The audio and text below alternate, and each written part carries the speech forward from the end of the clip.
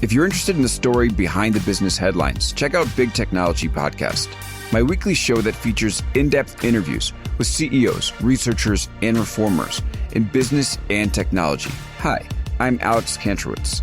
I'm a longtime journalist, CNBC contributor, and the host of the show. I empty my Rolodex every Wednesday to bring you awesome episodes, so go check out Big Technology Podcast. It's available on all podcast apps. Would love to have you as a listener.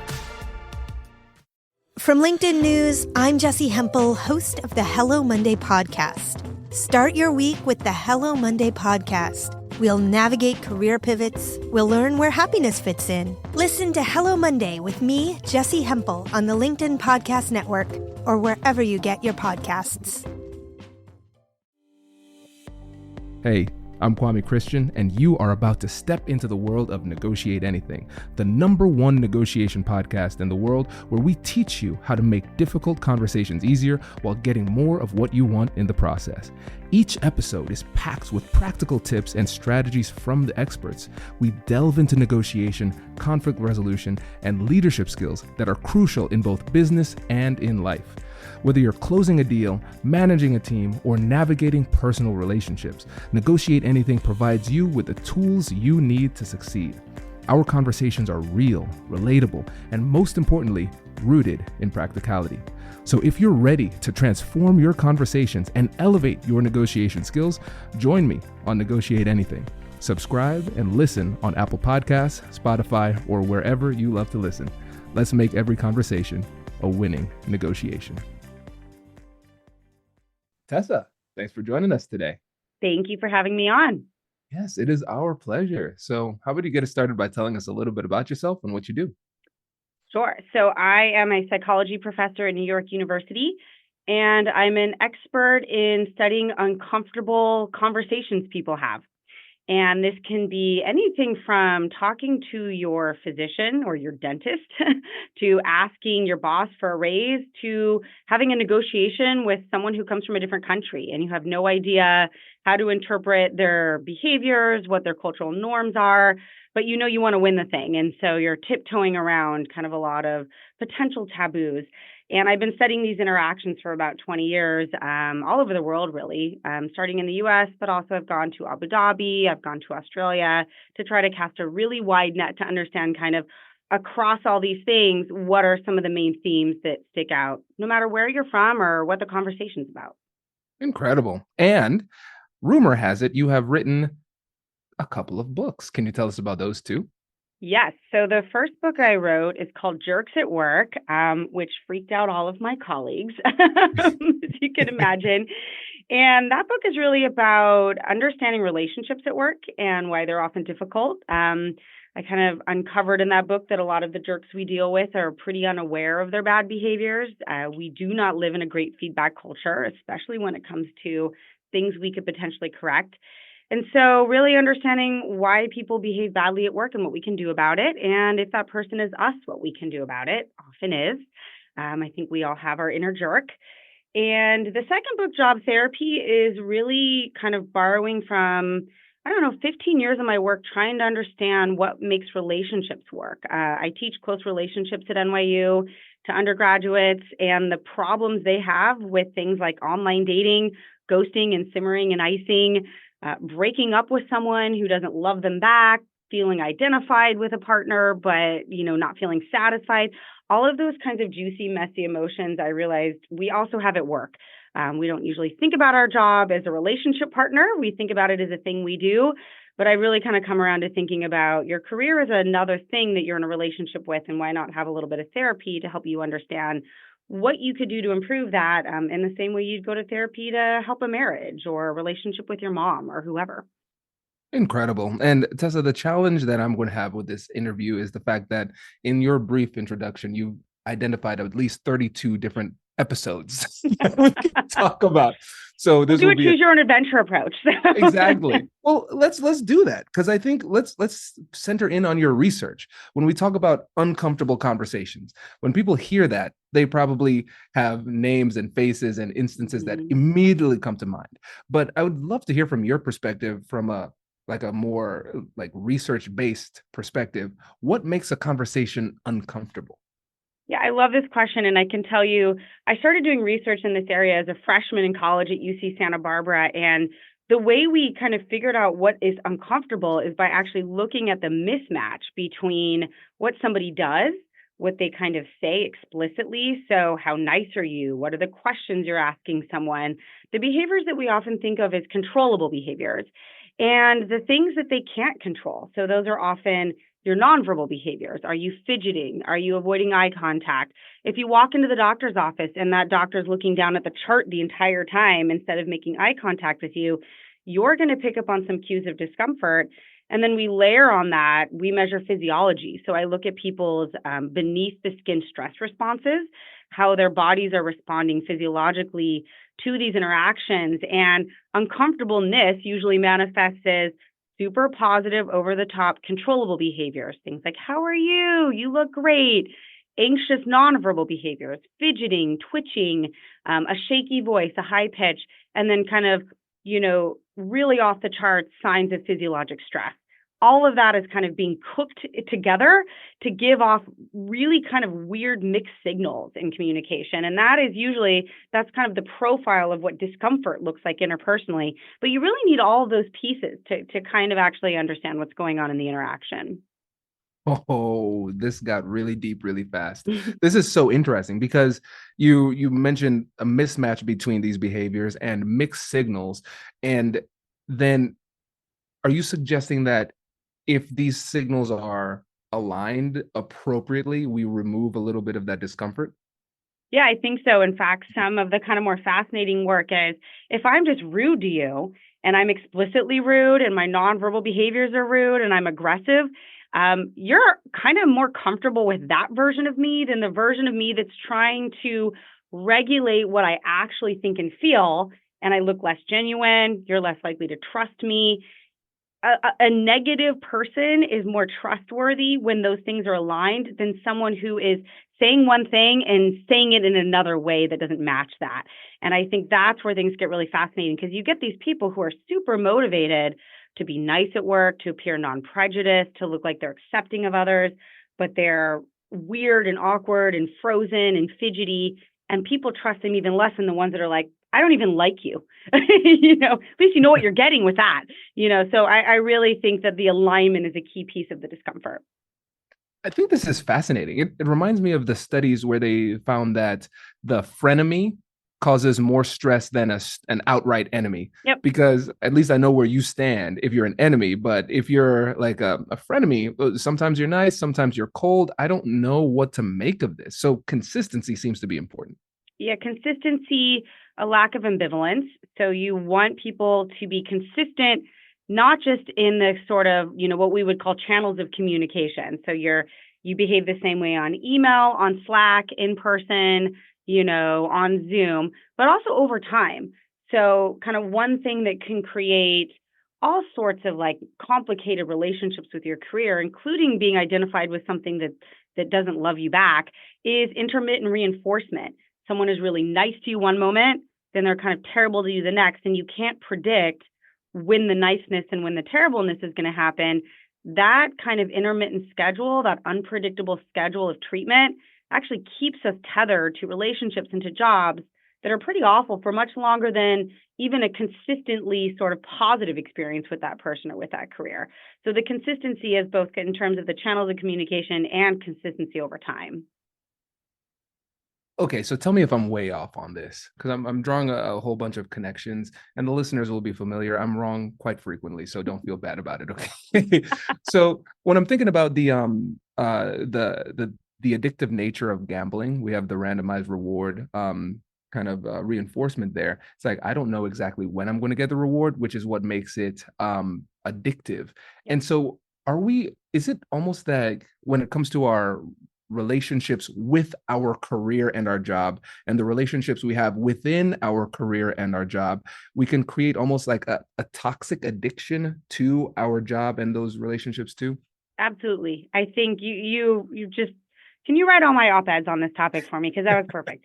What you just described with gambling is the classic paradigm of intermittent reinforcement. It's actually like what psychologists have been doing, since 1930 to demonstrate intermittent reinforcement. And it's why you keep going back. And I think what you just described is that happens with our relationship work and with the people at work as well. What's kind of critical is we often don't actually see it. You kind of have to collect data on yourself to know when you're being reinforced. What people typically do when they're being intermittent reinforced, and this happens when you're dating someone as well, is every time you're reinforced, you do some kind of meaning-making exercise where you tell yourself, oh, well, the reason why my boss was nice to me today is because it's a Tuesday and he doesn't have to talk to his ex-wife on Tuesdays.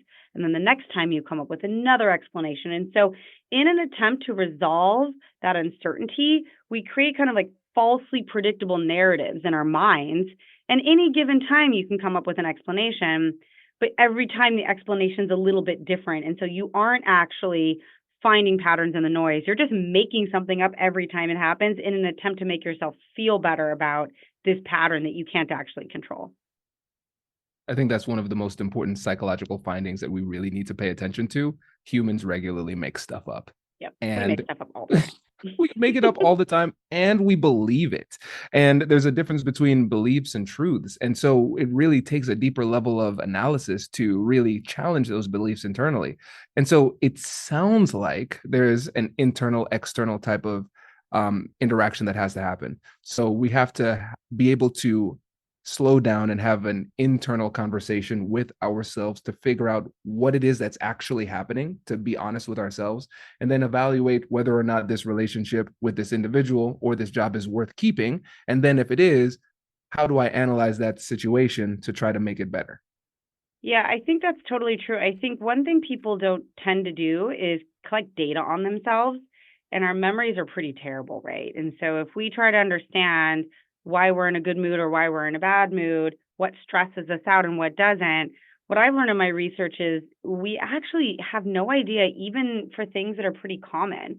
You know, I did this one study for job therapy where I asked people in the morning, what's going to stress you out the most today? And then at the end of the day, what stressed you out? And there's like, 50% overlap. But the things that stressed them out at the end of the day, they didn't predict, that were super stressful, they didn't prepare for, were things they didn't encounter about 70% of the time before. So even though they know these things, they don't anticipate them. And in the moment, they don't encode them as stressors. And because of that, they're not planning ahead of how to deal with those things. And I'm a huge fan of do not trust your instincts. Don't trust your memory. Just write it down when it happens and collect data around who was there. What were the other contextual features of the situation? And then look at that data over time, just like a scientist would. I agree. And to bring a specific example to this is something that I've done with myself, and I've been shocked every single time. I'm a journaler. I love to just journal, and I review my journal like at the end of the month and at the end of the year. And I'm shocked at how frequently there are times that have been incredibly stressful, but my memory, just because of primacy and recency, I remember the joy at the beginning of the process and the relief at the end of the process, and I forget how tumultuous the process itself was. Yeah. And I would have that same realization about 3 separate times in the same year and forget it every single time. Yeah. And so collecting data on yourself, just for the listeners, I really want to hammer this home. Do not assume that you will remember, because you most likely will not remember. You're not going to remember. You're also not going to see patterns. So stress, for example, it takes a couple days for an acute stressor to lead to sleep deprivation. It takes about 3 weeks for you to catch a cold from it. And so, I've done a lot of work on, measuring people using what's called experience sampling, so kind of daily diary type things. And the major reason why we get sick is because we felt a lot of stress 3 days ago. Not last night, not yesterday. It takes a while for that stuff to affect your cortisol levels enough for those kind of stress hormones to negatively impact your immune response. Just physiologically, that's just how it works. And so if you are sick now, you probably don't know what happened 3 days ago. That it could have been anything. And that's why kind of collecting data on yourself, because there's a sleeper effect for a lot of these things. The crappy thing, it's going to take a while for it to show up in your actual physiological responses. Incredible. I'm having so many revelations right here, right now, because it makes a lot of sense. And if we don't know, there's no reason for us to intuitively understand that. And so again, it inhibits our ability to collect data on ourselves effectively, because we're not recognizing the nexus between the actual events and then the impact of said events. Yep, that's right. Incredible. Hello, my friends. Before we get back to today's episode, I want to ask you a question. Have you ever wondered how to elevate your team's negotiation game and how you can help the folks on your team have better, difficult conversations? At the American Negotiation Institute, we offer transformative keynotes and workshops tailored to empower professionals with top-tier negotiation and conflict resolution skills. Whether it's a keynote for your next event or hands-on training for your team, we've got you covered. Don't just negotiate. Master the art with the American Negotiation Institute. Click the link in the description to find out more. Elevate, negotiate, and succeed.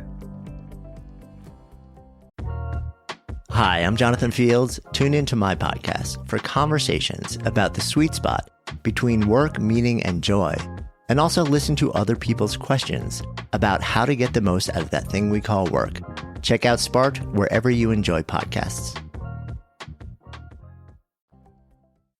Okay, we covered a lot in a short period of time. So let's get to the difficult conversations, because I'm loving the fact that we had to reveal the fact that there's so much that goes into what makes these conversations difficult. And it's almost like that iceberg analogy. There's so much beneath the surface, and we only pay attention to the point that's sticking out at the top.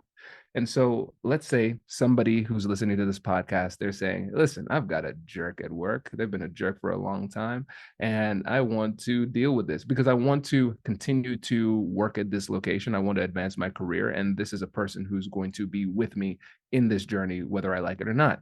So if they find themselves in this position and you're coaching them through this, what advice would you give them, and how should they start? Yeah, I think the first piece of advice is we have a lot of stereotypes about jerks. They're out to get us. They don't know any other path forward to success other than to kiss up and kick down or to torture people around them. Our boss knows about it and doesn't care. Other people know about it and don't care. And jerks don't have a lot of talent. And I think, when I wrote this book, I really got a lot of data to dispel all of those things. Most jerks have a talent which allows them to get away with this behavior or helps kind of create the breeding ground for it. And that could be anything from they have a lot of status, they know how to read a room, they can tell who in the room has status, to they're charismatic and fun to be around, so you let them free ride. All of those kinds of stereotypes you need to get over. And then I think the kind of next psychological hump before you figure out the strategy is most of us have a spotlight effect when it comes to being mistreated at work. We assume everyone sees it, feels the pain we feel, and they don't care. But chances are people are less aware that you're being victimized by a jerk at work than you realize, because they're in their own heads all the time. And this could happen even if the person, say, credit steals right in front of you. It's not common for us to pay that close attention to how two people are treating each other unless we're super motivated.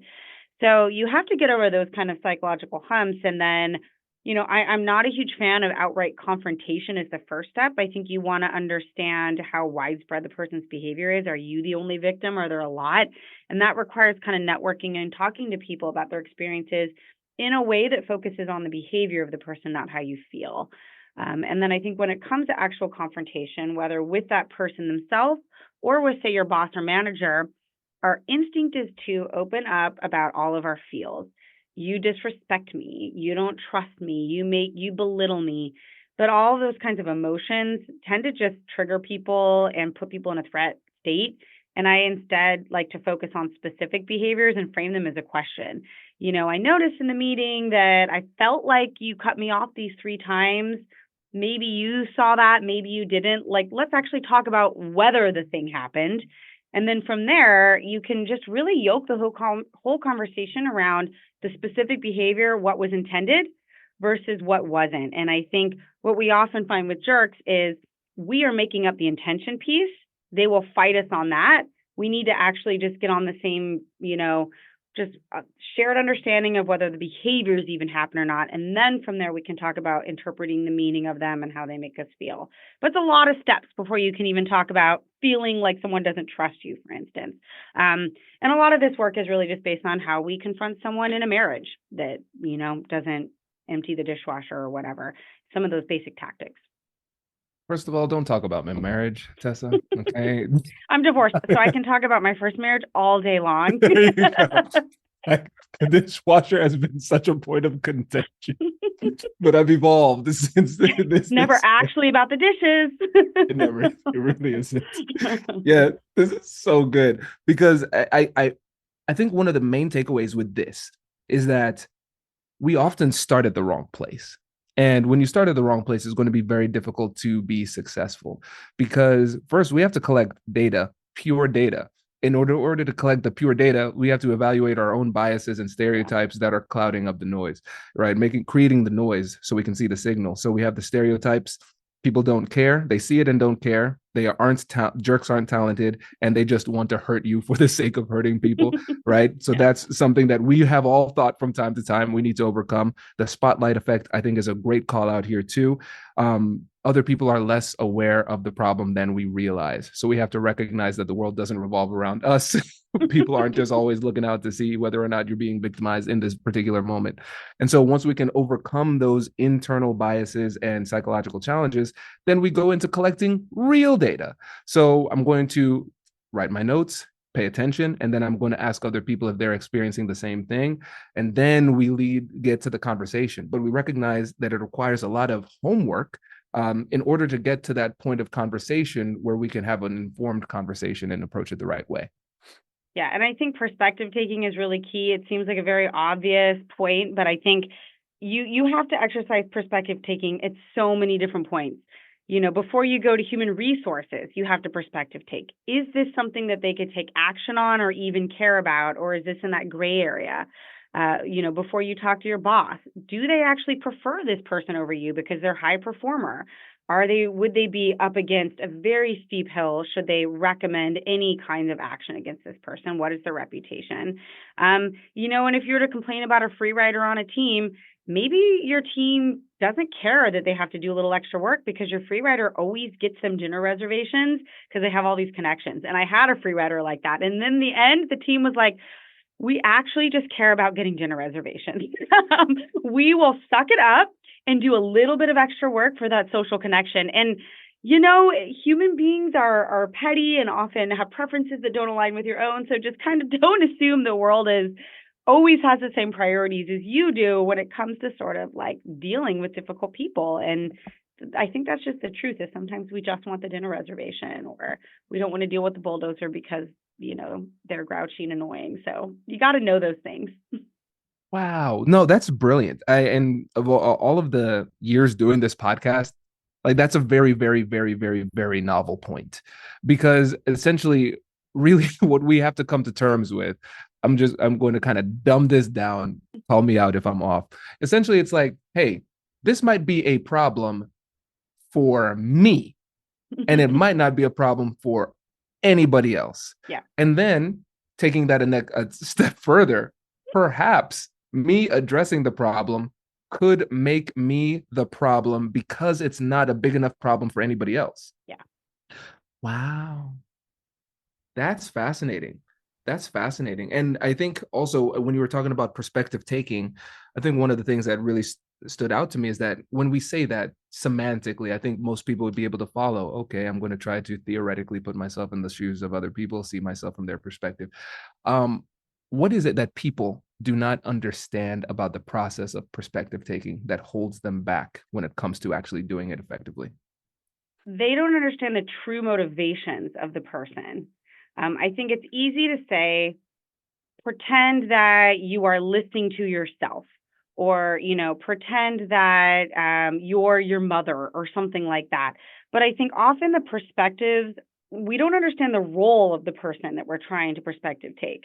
If it's a boss, for them to do something like punish your kiss up, kick downer, if I was to perspective take as a boss, the first thing I would think of is how much social capital are they going to lose if they punish my person? What's it going to cost them to do me a favor? Because every action that is punitive or involves conflict or involves taking something away from someone costs people social capital. Any action that involves giving someone a raise, giving someone a promotion, giving them that big project costs someone something. And so I almost always walk into, and this is true for negotiations as well, I'm sure as you're the expert in, I always walk in thinking, what will this cost the other person to give me? Is this the kind of ask that is just too costly? And I think thinking about costs for other people is just not something most of us think about. We think, well, they do care, they want to help, and they don't want to see me suffer. It's going to cost them to punish this person. And in what way? Are they going to have a conflict with another boss that works parallel to them? Are they going to have to ask their boss for yet another favor? And right now, they're in the red favor-wise. So you don't actually know these things often, I think, and we tend to underestimate costs of ask. Yeah, I think that's a really great point, because even if we think about cost, we think about it at a very surface level. So even just think about it from a deal making perspective. Okay, we're buying and selling a product. Yes, there is a cost in the terms of like dollar amount, but we don't consider the other more intangible costs that might actually be more expensive in the minds of the other person. And so when it comes to addressing and acknowledging the cost, like the true cost, two questions on that. How do we go about determining what that could be for the other person? And then in the conversation, how do we acknowledge and address it? Yeah, the first question, how do you know what something costs someone, is an essential question around a different construct that you didn't ask about, which is how good is our knowledge of other people's status? And I've done some work on a construct called status acuity, where you can kind of figure out by watching people interact who has the most respect and admiration in the group and who has the least. And knowing how much status someone has. Status is different than power, which is control over resources. Status is soft. And if you have a lot of status, then you have a lot of sort of coins that you can kind of hand out. You can ask for a lot of favors from people. So the cost for you is less. So status is something that's like directly yoked to social costs of favor asking. Like, you don't want to ask someone with low status to do something, even if they're in a high power position, because they simply don't have the social capital to pull it off. And so it's almost like you need to know what people's status bank accounts look like, and then you can figure out what you want costs. I want this 100 coin ask. How many coins are in your status account? And you can't ask people with less money than the cost to do you a favor. And I think we're not very good at actually reading status hierarchies unless we really, really try, because the cues are subtle and indirect and require a lot of them. But that, I think, is kind of like the magical ingredient, is like actually knowing a status hierarchy and knowing how much social capital people have. I'm having a good week, Tessa, because this is the second time in 2 days that somebody mentioned status on the podcast, and I love it. I think it's not addressed enough. And the thing that's tricky about status is that it completely exists in the minds of somebody else, right? So I cannot just flip a coin and just flip a switch and just give myself more status. It depends a lot on the perception of the other person. And so we can see very quickly how this can become very complex. So a lot of times people don't have a good understanding of their own status. And then they don't have a good understanding of the status of the other person in the conversation. And let's say you're going to HR or your manager or your boss to address the behavior of somebody else. We don't understand the person's perspective of the other person's status. Yep. Right. So there's a very intricate web of status that will play a significant role in this interaction that often goes unaddressed or unanalyzed, which often holds us back in these conversations too. Absolutely. And I'd add another layer of complication, which is often when you're interacting with someone who is in a position up from you, you don't have a whole bunch of data on their status, because their status interactions, you're not invited to be a part of. Big decisions are made in small rooms of 5 very powerful people, all of whom probably there's a clear status hierarchy. To you, all 5 of those C-suite execs are high status, but trust me, they're not all the same. And if you were to approach one, not the other, then you could just be banking on the wrong person. And so we often don't even get status cues one or two levels above us in the hierarchy at work because we're just not around to see them. We're not invited to the meetings. Now, I remember the first time I was invited to a real meeting at New York University on the promotion and tenure committee. Saw all the deans and all the fancy people. And I was like, holy crap. Like, I thought that guy was the top of the ladder and he is at the bottom of the ladder. And I know that because he got yelled at for going to the bathroom in the middle of someone else's sentence. But I had no idea until I got that 30-second thin slice of information. But if I wasn't invited to that meeting, I would have just gone 20 years thinking, this guy acts like a big deal and he wears big deal clothes. He must be a big deal. Oh man, this is fascinating because we need to analyze status. And if we don't have enough status, we might not even have access to perform such an analysis. This is really interesting because essentially, I don't want people to feel hopeless in this, but I think what we might recognize is that in some of these circumstances, when we're making these requests, it might simply come down to the fact that we don't have enough juice to get what we want, and the person we're asking doesn't have enough juice to get what we want. And this makes us realize that the conversation that we're having today, the foundation for that conversation has been laid out from the moment everybody in the organization laid eyes on you. And so we have to play a very complex game because, of course, you need to drive value by doing good work.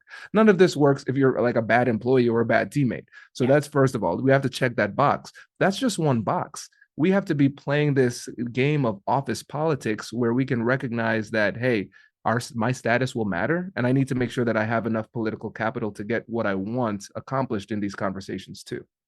Yeah, I think, the good news is this is a super complicated Game of Thrones that we're all playing here, but there are little cues that tell us a lot about status at work that if you know where to look, you can figure it out. We just often aren't told what they are. So kind of my favorite example is when you write an email to the boss, how quickly does your boss reply to you versus how quickly do they reply to other people? Time delay from a high power to a low power person is a wonderful indicator of status. If you never get replied to, you're probably pretty low on the totem pole. If you get it immediately, you're pretty high. And so little things like that, or even if you work in an office, if you go to an in-office meeting, don't just leave the minute the meeting is over. Stay for an extra couple minutes and see who is talking to whom and who sticks around, because those two people probably have some alignment and some kind of status relationship that you wouldn't see on the Zoom call or on the Slack channel or whatever. So there are little things you can do. And then I'll give you one more. My favorite one is when you bring an idea up in a meeting, do people stick to it and build on it and say, wow, Tessa, that was interesting. I also think that. Or is there a silence for 2 seconds and then the conversation shifts to a new topic? If your ideas are conversation killers and things are always shifting, then you probably have low status. People might not tell you that idea sucked, but they pause and then it's like, does anyone else have any other ideas? That kind of thing. So those are just like a couple examples of things people can do. Yes, I feel like I'm feeling so exposed here, especially with the first one. And I don't want my team to notice. It's Sorry. Like, hey, everybody. I'm chronically slow to responding to everybody. This is so fascinating because what's interesting to me is that we've been talking about kind of like the nebulous in soft power of status, right? Where it's kind of hard to ascertain, but you've given us really 3 clear ways to ascertain your status. And I think there are going to be a number of people listening to this podcast who became immediately terrified because I think we've all been in that position when we've been on the other side of that. So if somebody's in that position and they said, okay, I see why I'm not getting what I want. I don't have the juice. So I want to make sure we're ending on an empowering note. How does one acquire said juice? Do not jockey. So don't try to pull it from someone else who has juice in the moment. Status jockeying is the quickest way you can lose whatever small amount of status you actually have. What you need to do is actually network with people who don't necessarily have status, but they're what we call central nodes of a network. So I used to sell shoes, men's shoes at Nordstrom's, and my favorite person to talk to was in the Nordstrom's cafe, the coffee shop, because they knew everyone and they had the most accurate map of status. And so what I would do then, I was clearly very status oriented even when I was 19, is I would go to them and ask them about people's reputations and ask them who would be good for giving advice for different types of things. It is possible to climb up the status hierarchy at work, the status ladder, but you need to gather as much information and advice from a wide variety of people who have non-overlapping social connections. So you don't just want to go to one group of people and say, what do I do to gain status? You go to one person for your boss and say, how do I gain status with my boss? Well, here's what they say they care about. Here's what they actually care about. This type of performance.